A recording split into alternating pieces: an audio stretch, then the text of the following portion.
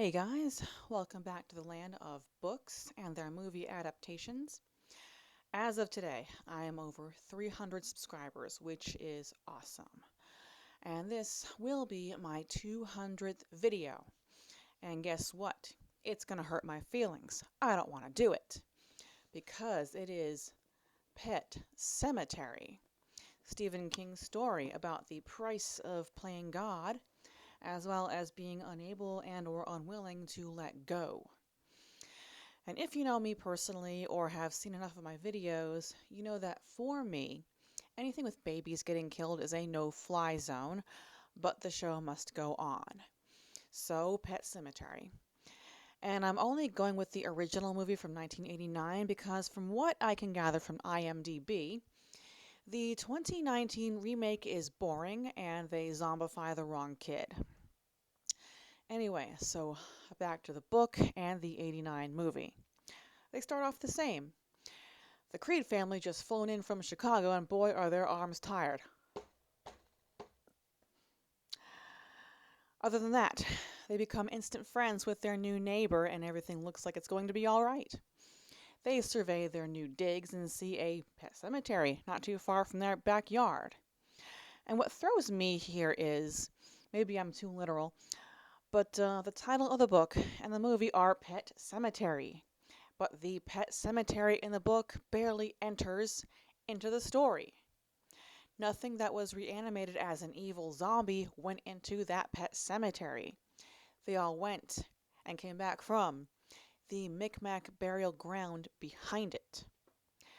Anyway, the movie doesn't waste time. It just bum rushes us through Lewis's first day as the campus clinic doctor treating Victor Pascal's busted head, as with his dying breath he tells him to avoid the pet cemetery, just like in the book. Spot on makeup job too. In the book, this poor dude's brains were showing. After we get bum rushed into that into After that we get bum rushed into the death of Church the cat and subsequent burial in the Micmac burial ground because per Judd's logic, Ellie would not be able to deal with the loss of her pet yet. Followed soon after by Gage being killed and brought to the Micmac burial ground because Lewis cannot let go. And then Gage coming back as an undead killer kid, taking out first Judd, then Rachel, who also gets buried in the Micmac burial ground and resurrected as a killer zombie. And on the sidelines of all that misery are frequent visions and warnings from the late Victor Pascal to Lewis, Rachel's unprocessed survivor guilt about her sister Zelda, whose death from spinal meningitis was a gory slow burn, brought from book to movie almost perfectly, and a cautionary tale of a man who couldn't let go of his adult son, who was killed in the war and resurrected in the Micmac ground with disastrous results. And a side character named Missy Dandridge, who unalives herself because she couldn't go through with cancer treatments. And that is the movie. The book is a very slow burn. The whole fiasco with Gage doesn't even start until almost the end of the book. I think about 300 pages in, and this is a 400 some odd page book. Anyway, the story gives us plenty of time to get to know the Creed family as well as Judd and his wife, who is left out of the movie. In fact, I think her character is somewhat amalgamated with Missy Dandridge's in the movie to give Ellie a close-up and personal introduction to the randomness of death. So we have the two neighboring families spending a lot of time together and becoming good friends. And Missy Dandridge in the book is just the friendly neighborhood babysitter.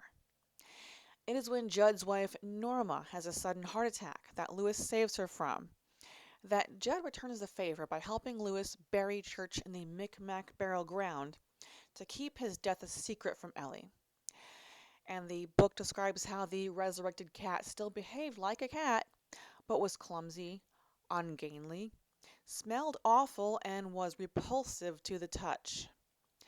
And this goes on for months as we read about the Creed family go about their business as usual. And what happens during the next 300 or so pages of slow burn is that Norma does eventually pass away from heart failure, And Judd also tells Lewis about a couple of Micmac resurrections that came with disastrous results. The first one being a pet bull, the second one being the son who was killed in the war. And this little snippet didn't bum rush through as expediently as in the movie. After his resurrection, this undead young soldier wandered aimlessly about town, freaking out everyone in sight with his corpsey appearance.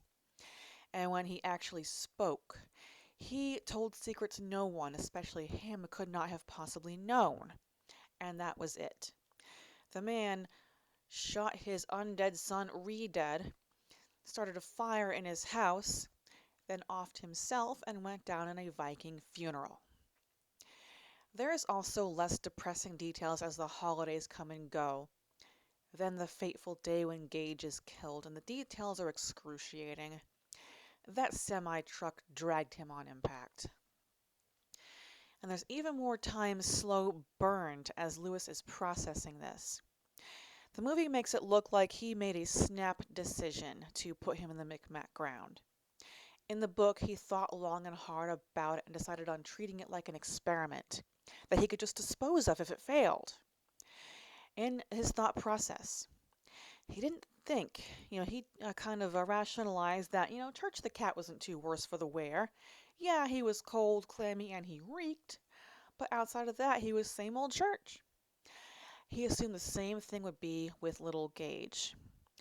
And we go on to more horrific details of, opening that casket and seeing the damage dealt by that semi-truck that no skilled embalmer could undo, comparing him to a damaged doll baby. It is in the movie where I felt like the grief and the inability to let go was captured better. And for me, this was practically unwatchable.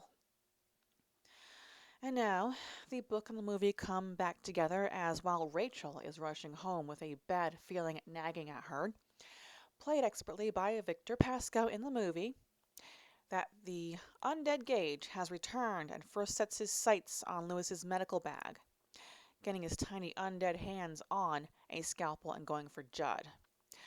First, the torrent of profanities about Norma that undead Gage spits out at Judd is left out of the movie, but each wound inflicted with the scalpel is spot on. The damage he does to Rachel isn't so much. Lewis just finds her sprawled out and mutilated, but not hanging. He finally puts down undead Gage with the needle full of morphine and treats him and Judd to a Viking funeral while he takes Rachel to the Micmac ground. And both the book and the movie end with zombie Rachel interrupting his game of solitaire to give him a goodbye kiss. I know I never want to see this again. This was a tough one for me, but thank you for soldiering through it with me. Don't forget to slap the like button. Leave me a comment. Just, share, subscribe if you haven't yet. Hit up my sponsor if you like pancakes. And I thank you so much for watching, and we'll see you back next book and movie.